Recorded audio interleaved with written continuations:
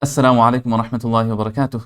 Bismillah, alhamdulillah, wa salatu wa salamu ala rasulillah wa ala alihi wa sahbihi wa man walah. Welcome to another episode of our Ramadan reflection series, Keys to the Divine Compass.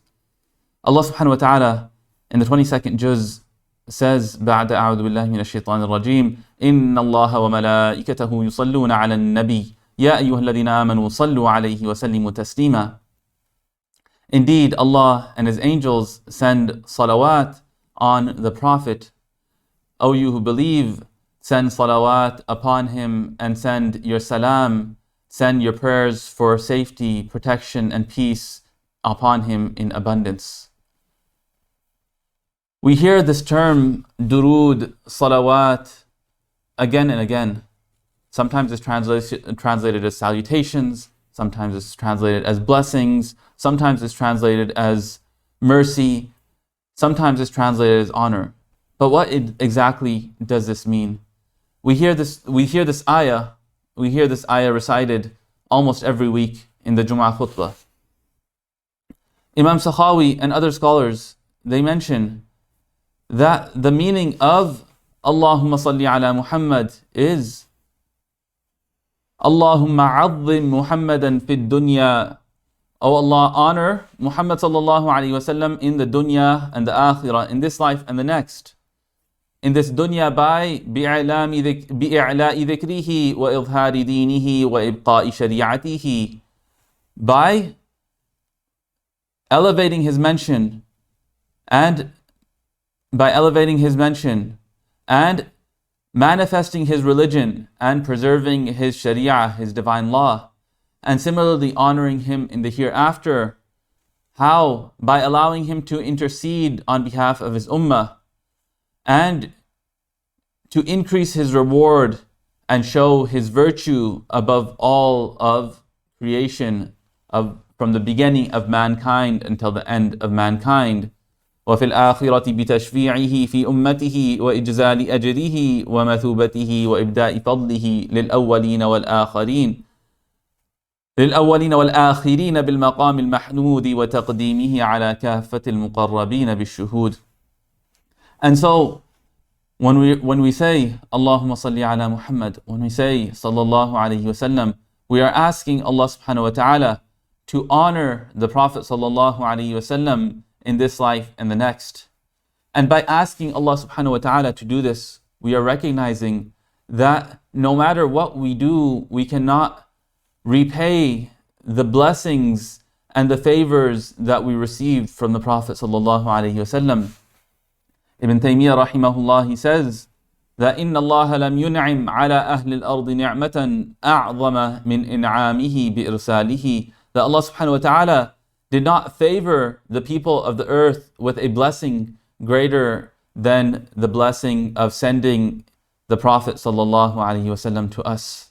Allah subhanahu wa ta'ala says, describing the Prophet sallallahu alaihi wasallam and his care and concern for all of us, says, لَقَدْ جَاءَكُمْ رَسُولٌ مِّنْ أَنفُسِكُمْ عَزِيزٌ عَلَيْهِ مَا عَنِتُّمْ حَرِيصٌ عَلَيْكُمْ بِالْمُؤْمِنِينَ رَؤُوفٌ رَحِيمٌ. There certainly has come to you a messenger from amongst yourselves, and he is concerned by your suffering, anxious for your well-being, and gracious and merciful to the believers. But he didn't just care about the believers. Rather, he cared for all of humanity, and he was a blessing for all of humanity, as Allah subhanahu wa ta'ala says, وَمَا أَرْسَلْنَاكَ إِلَّا رَحْمَةً لِلْعَالَمِينَ. We did not send you except as a mercy to all the worlds, to all of creation, to the world of the humans, to the world of the jinns, to the world of the animals, to the world of the plants, to all of creation. The Prophet ﷺ was sent as a mercy. And so when we think about this, when we hear these statements, sometimes it's hard to understand that it sounds great, but how do we internalize that? How do we make salawat meaningful so that when we're saying Allahumma salli ala Muhammad, we truly feel that the Prophet sallallahu alaihi wasallam is a blessing and is the greatest blessing of all. And so to do that, we have to learn to love the Prophet sallallahu alaihi wasallam. We have to learn about his life We have to learn his seerah. And when it comes to loving the Prophet ﷺ, there are different aspects regarding the love of the Prophet ﷺ. We love the Prophet ﷺ because that is our obligation as Muslims. We have this hubbun shar'i, but there's also this natural love that we have towards the Prophet ﷺ as we learn about him and as we learn how much he sacrificed for us. This natural love, this hubbun jibilliyun fitri, divides up into two categories. Think about the people that you look up to, the people you love, the people you admire. You look up to them for one of two reasons. You love them for one of two reasons. Either you are amazed by what they're doing, hubbu i'jab, that you're amazed at what they've accomplished. Someone is a CEO of a company and you're amazed at how they could achieve that. Someone is an athlete and they've achieved goals that you could never imagine achieving. And so you love them, you look up to them, you try to dress like them, you try to act like them, you try to imitate them because you're amazed by what they've achieved. And the Prophet ﷺ, if we look at his life, we can see that. We can see everything that he achieved, everything that he did, the miracles that appeared throughout his life. And that is enough to love him. But that's not the only thing. Sometimes you love people because they are kind to you, they care for you. And the Prophet ﷺ also deserves this type of love.